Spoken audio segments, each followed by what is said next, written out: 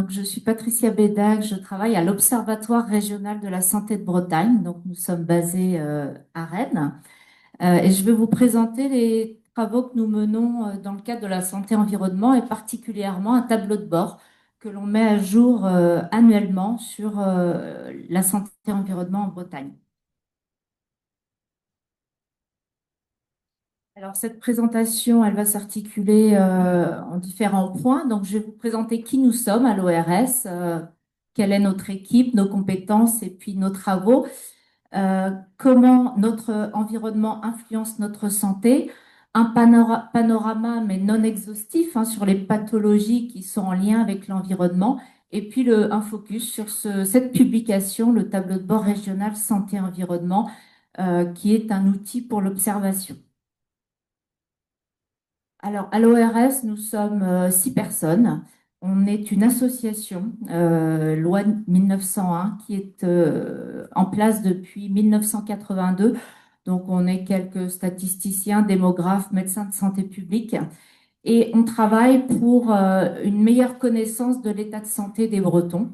Quels sont les facteurs qui influencent la santé.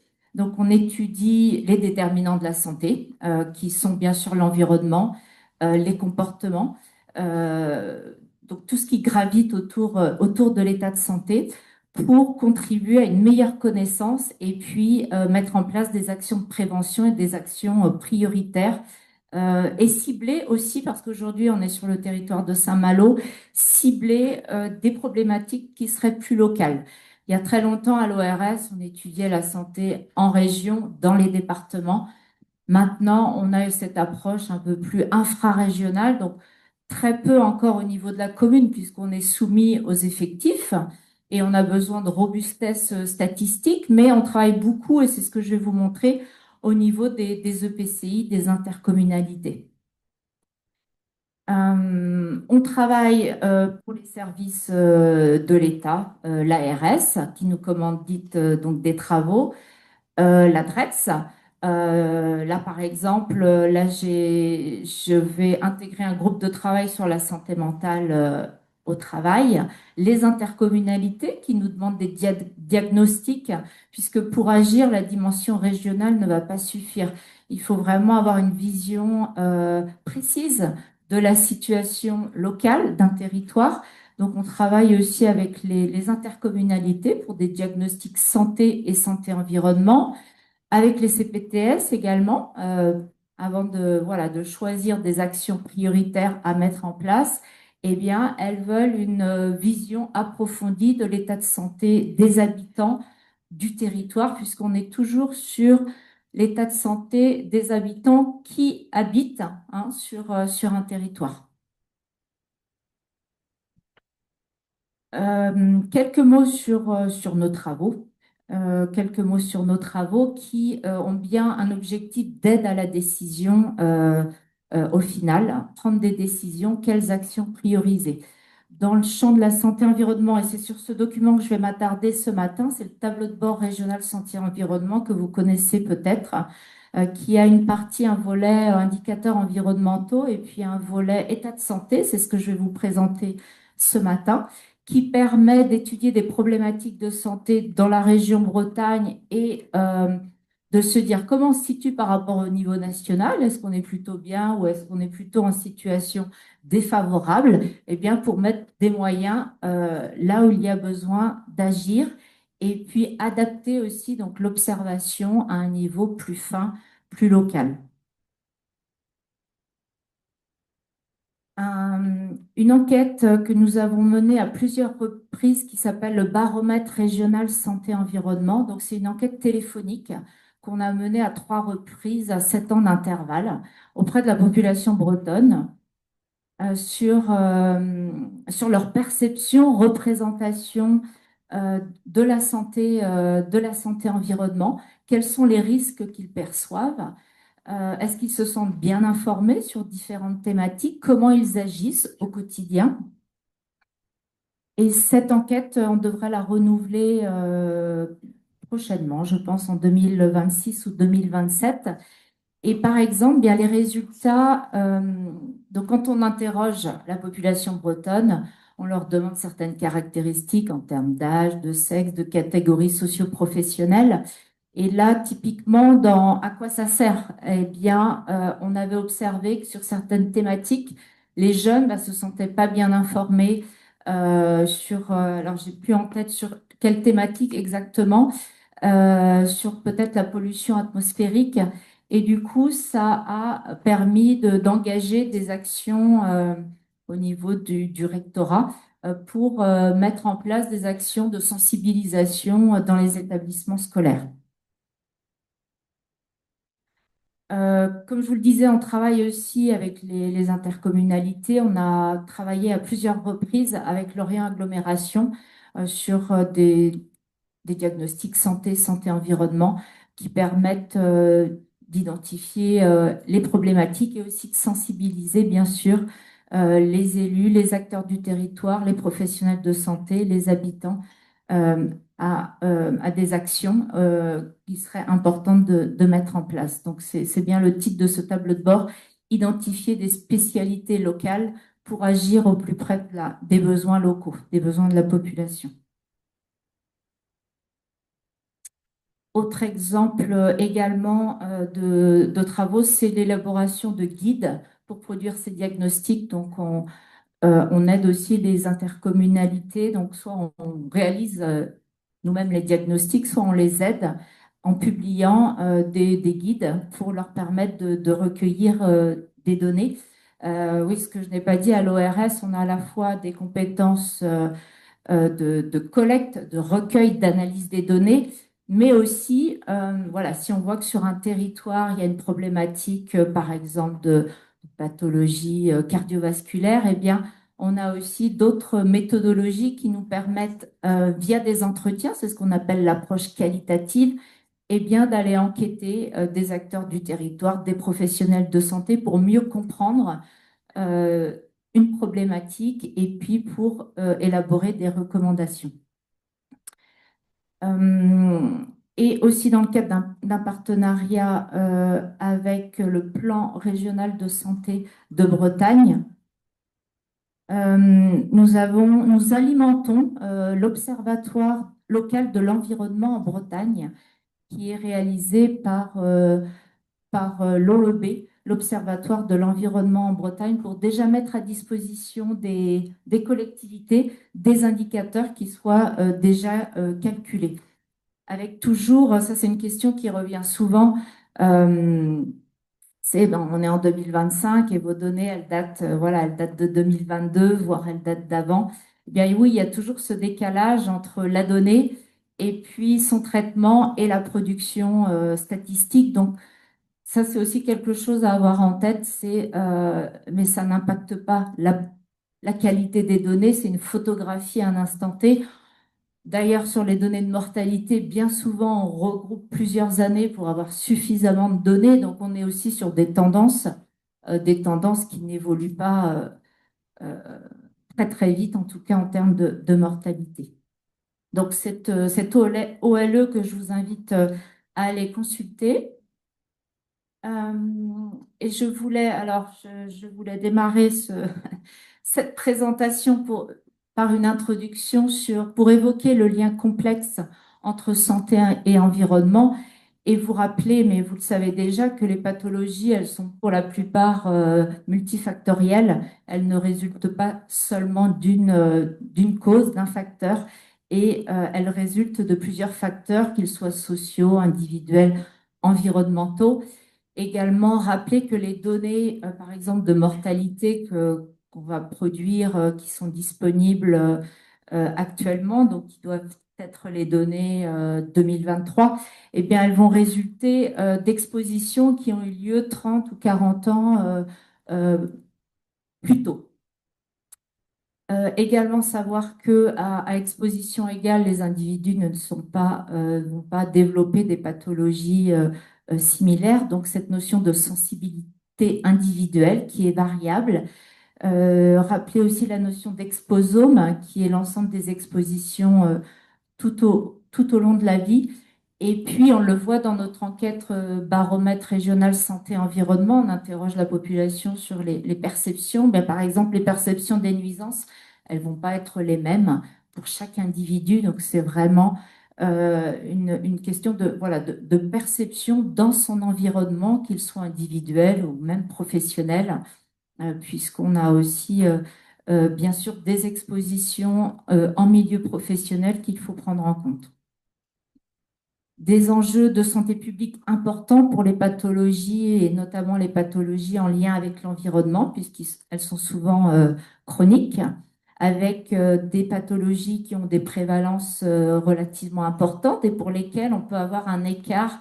Alors, je vais plutôt parler de ce qui ne va pas, plutôt un écart défavorable avec le niveau régional et des populations qui ne sont pas qui sont plus vulnérables que d'autres, hein, comme vous le savez, notamment pour tout ce qui concerne le lien avec l'environnement. Eh bien, et d'ailleurs, je vous présenterai un exemple de l'asthme qu'on étudie plutôt chez les jeunes enfants et des inégalités d'exposition. Donc là, on évoque plutôt les inégalités territoriales qui donc considèrent que selon notre lieu d'habitation, ben, on n'est pas exposé de la même manière. D'où l'importance de réaliser des diagnostics à partir des données qui sont disponibles afin de caractériser les expositions des habitants d'un territoire, d'identifier des pathologies qui seraient, des populations, pardon, qui seraient exposées ou davantage exposées. C'est là aussi que l'approche qualitative via les entretiens, elle est intéressante afin de caractériser au final des impacts sanitaires réels ou potentiels. Alors, sur les pathologies qui sont induites par l'environnement, donc j'en cite ici une liste qui n'est bien sûr pas exhaustive, mais qui est peut-être celle pour lesquelles on dispose de données. On a bien sûr des cancers qui sont avec des liens avérés avec l'environnement du fait de la pollution de l'air, des sols, des pesticides, de l'amiante, les maladies cardiovasculaires pour lesquelles un effet de l'air, de la pollution de l'air a été démontré, également du bruit, également tout ce qui concerne les vagues de chaleur et puis le froid, les maladies respiratoires, l'asthme et les allergies du fait de la pollution atmosphérique, des pollens, les maladies neurodégénératives en lien avec la pollution de l'air, des pesticides, des méta-analyses récentes aussi sur les liens entre les polluants atmosphériques et le diabète, l'obésité, les maladies infectieuses, la santé mentale, on en a parlé tout à l'heure dans le cadre de la première présentation, et puis les troubles de la reproduction avec ce que nous dit l'OMS, des facteurs environnementaux qui seraient responsables de 20% de la mortalité en Europe et d'environ un quart des maladies chroniques dans le monde.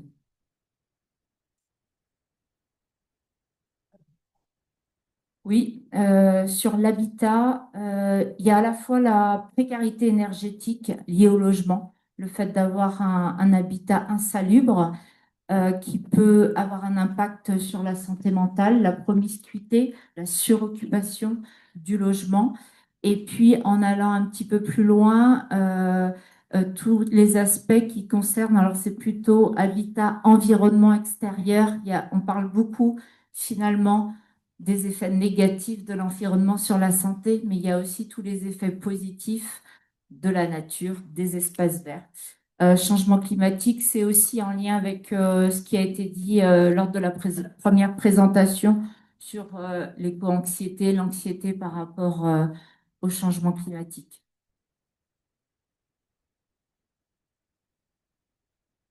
Donc, ce tableau de bord régional santé-environnement, qui est une publication que l'on réalise chaque année dans le cadre du plan régional santé-environnement, en partenariat avec l'ARS Bretagne et la région Bretagne, qui est destiné et on l'espère, en tout cas, on le construit ainsi de manière pédagogique pour qu'il soit destiné à un large public qui comprend un volet avec des données sur l'environnement, un volet aussi sur des données sanitaires, avec donc des critères qui sont prédéfinis, mais j'y reviendrai, avec une déclinaison d'indicateurs à l'échelle de la région, en comparaison avec le niveau national, des départements, mais là, c'est vraiment quand on n'a pas de données à l'échelle des EPCI, mais on essaie généralement de réaliser des cartographies, par exemple sur la précarité énergétique liée au logement à l'échelle des EPCI. Donc, on centralise, on recueille, on collecte ces données disponibles et donc on produit cette publication pour mettre en avant des particularités au niveau de la région sur différentes thématiques dans le but voilà, d'informer, d'observer. On est vraiment sur des indicateurs d'observation et pas de suivi d'action, par exemple, de nombre de sensibilisation, par exemple, en direction des publics jeunes. Juste quelques mots sur l'historique de ce tableau de bord. Donc, il a été élaboré en 2012. Donc, ça fait donc déjà de nombreuses mises à jour et de nombreuses euh, rubriques qui ont été étoffées au fil des années, avec une refonte un peu plus conséquente en 2019 qui avait d'ailleurs sollicité les CTS pour leur avis sur cet outil et sur la compréhension des indicateurs et l'utilité de cet outil. Donc, avec un certain nombre d'associations, dont Eau et Rivière, qui avaient aussi participé à cette enquête et à cette refonte. Et depuis 2019, plutôt des indicateurs, des évolutions à la marge, par exemple sur les polluants extérieurs et donc les concentrations annuelles de PM2,5 pour s'adapter aux différents seuils et notamment au seuil OMS plus strict, donc qui a été aussi présenté dans ce tableau de bord. Peut-être sur alors notre façon de travailler qui peut aussi être une limite sur le critère de sélection des indicateurs. Donc, ce sont bien des indicateurs qui sont disponibles, collectés, euh, généralement collectés au niveau national selon des règles de codage qui sont standardisées. Donc, c'est pourquoi on n'a pas de données sur tous les thèmes qui nous intéresseraient. On essaie d'avoir des données aussi qui soient facilement, des indicateurs facilement interprétables, qui soient aussi quantifiables et puis que les données puissent être mises à jour régulièrement. Ça, c'est important. Ce qui est important aussi, c'est la diversité des thèmes, même si on voudrait avoir des données sur d'autres thématiques. Et puis le lien avec la santé. Donc actuellement, il y a une trentaine d'indicateurs répartis dans 6 thématiques que voici. Donc on a une rubrique eau, alimentation et santé, logement, cadre de vie, changement climatique et santé, air extérieur, santé au travail, et puis une rubrique impact de l'environnement sur la santé avec les indicateurs qu'on exploite en routine sur les données épidémiologiques sur les pathologies. Juste pour faire le lien aussi avec la thématique du jour, parce que je ne vais pas présenter ce thème en particulier, mais sur le changement climatique, on a par exemple des données on suit l'évolution des hospitalisations et des recours aux soins en lien avec les périodes de canicule. Et on voit bien qu'à chaque vigilance canicule, eh bien, les données augmentent. Et ça, c'est un indicateur e-canicule qui est calculé par Santé publique France et qu'on peut récupérer pour la région Bretagne. Donc, je vais faire un focus sur 3 pathologies et vous montrer comment on exploite les données en termes de cartographie. Et vous allez pouvoir aussi repérer le territoire de Saint-Malo sur ces cartographies. J'ai choisi le cancer du poumon, les maladies respiratoires chroniques et les maladies de l'appareil circulatoire.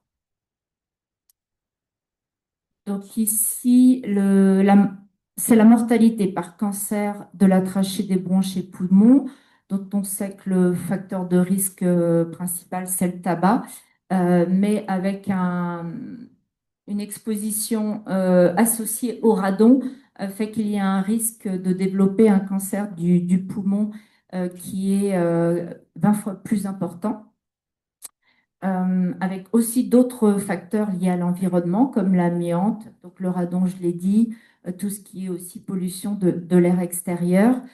Cette carte, on peut la réaliser à partir des données de mortalité, des décès domiciliés sur un territoire. Alors vous allez me dire, bah oui, mais si la population est plus âgée, il y a plus de décès. Donc non, là, on standardise les données pour qu'on soit à structure d'âge égale entre les territoires. Donc c'est pas lié à l'âge des habitants, c'est vraiment lié à d'autres facteurs, notamment les facteurs environnementaux. Par rapport au niveau national, on est assez équivalent. On est assez équivalent pour la mortalité par cancer du poumon.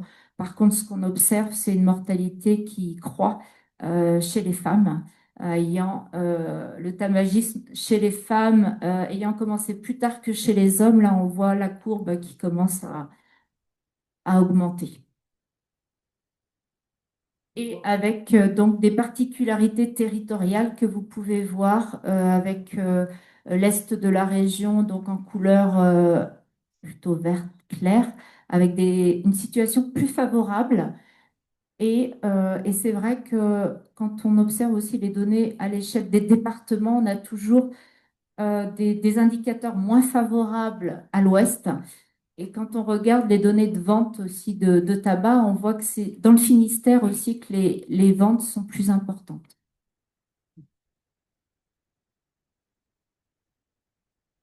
Je poursuis avec les maladies cardio-neurovasculaires, avec ici des données de prise en charge, de prévalence. Donc, on regarde dans les données de l'assurance maladie tout ce qui a déclenché un soin. Donc, ça peut être les personnes qui sont en ALD, en affection de longue durée, ça peut être un séjour hospitalier, ça peut être une délivrance de médicaments à la pharmacie, ça peut être un acte. Donc, on arrive à suivre et à comptabiliser les patients qui ont été pris en charge pour les maladies, pour une pathologie cardio-neurovasculaire. Donc, c'est toutes les maladies de l'appareil circulatoire dont on sait qu'il y a un lien avéré avec la pollution atmosphérique, le bruit aussi, et puis les polluants de l'air intérieur avec des disparités et des taux plus élevés dans les EPCI autour du centre-Bretagne. Là, on a vraiment des indicateurs plus défavorables. Et on est en train de creuser cette problématique avec des données plus fines en termes de sous-groupes de pathologies, croisement avec l'offre de soins, où là aussi, ça mériterait certainement d'aller sur le terrain, même si l'ORS voilà, ne fait pas de recherche et a des petits moyens, on va dire. Euh,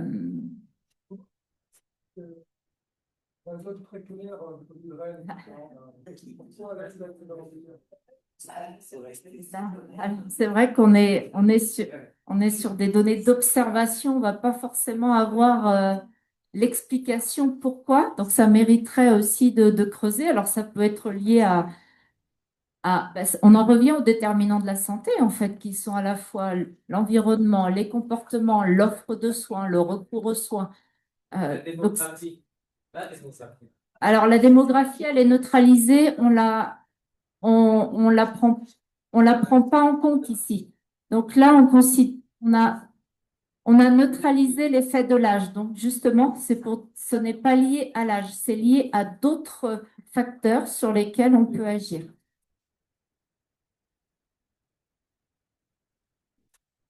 On garde les questions pour la fin, peut-être?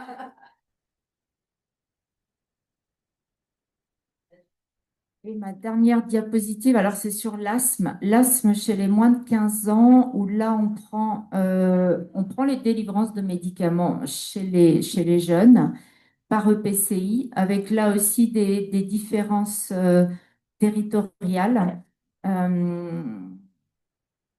moins marquées entre peut-être l'Est et l'Ouest. Alors, avec certaines, là, on retrouve Fougères, on retrouve Lorient, on retrouve Vannes, mais bon, on voit que Rennes est aussi en clair, donc plus difficile aussi à interpréter. Mais ça, voilà, c'était intéressant pour nous de regarder chez cette tranche d'âge quel était le recours à un traitement anti-asthmatique régulier, ça veut dire au moins 3 délivrances dans l'année de médicaments. Et pour finir, sur ce document, ce tableau de bord que je vous invite à consulter, qui est bien sûr en ligne sur le site de l'ORS, euh, on est en réflexion, bien sûr, pour le faire évoluer, pour prendre en compte d'autres pathologies. Donc, on en revient aussi à la santé mentale. On, on en vient aussi aux maladies neurodégénératives et notamment sur la maladie de Parkinson. Donc, on va plutôt avoir des données de prévalence, donc pour voir les patients qui sont pris en charge par territoire en lien avec l'exposition aux produits chimiques. Et puis sur le diabète aussi, qui fait aussi le lien avec l'alimentation, se nourrir sainement pour être en bonne santé, où là, on va aussi avoir des données disponibles pour pouvoir regarder quelles sont les prévalences selon les intercommunalités de Bretagne. Voilà, je vous invite à retrouver nos travaux sur le site de l'ORS avec des cartographies aussi interactives qui vous permettent de retrouver, de sélectionner les territoires qui vous intéressent. Voilà, je vous remercie.